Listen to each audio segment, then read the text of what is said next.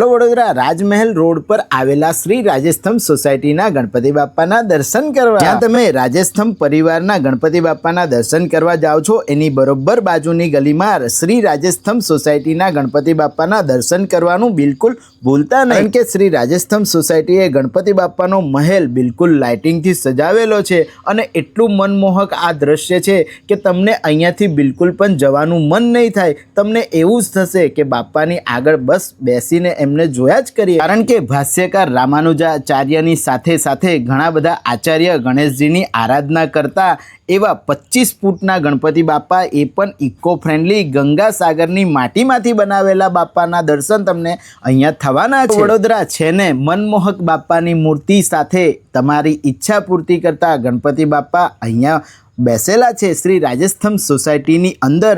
Full family સાથે શ્રી રાજસ્થમ સોસાયટીના ગણપતિ બાપાના તમે દર્શન હજી પણ નથી કર્યા તો જરૂરથી દર્શન કરી આવજો, કારણ કે બાપાને જવાને હવે ગણતરીના જ દિવસો બાકી રહ્યા છે. વિઘ્નહર્તા દેવ જતા પહેલા તમારા જીવનના સર્વ વિઘ્નોને હરી લે. તમે પણ એવું ઈચ્છો છો તો આ રીલને તમારા ગ્રુપમાં શેર કરી કમેન્ટ બોક્સમાં ગણપતિ બાપા મોર્યા જરૂરથી લખી દેજો, અને તમે જોશો કે ગણપતિ બાપા જતા પહેલા તમારા જીવનના દરેક વિઘ્ન હરી પણ લેશે. ગણપતિ બાપા મોર્યા.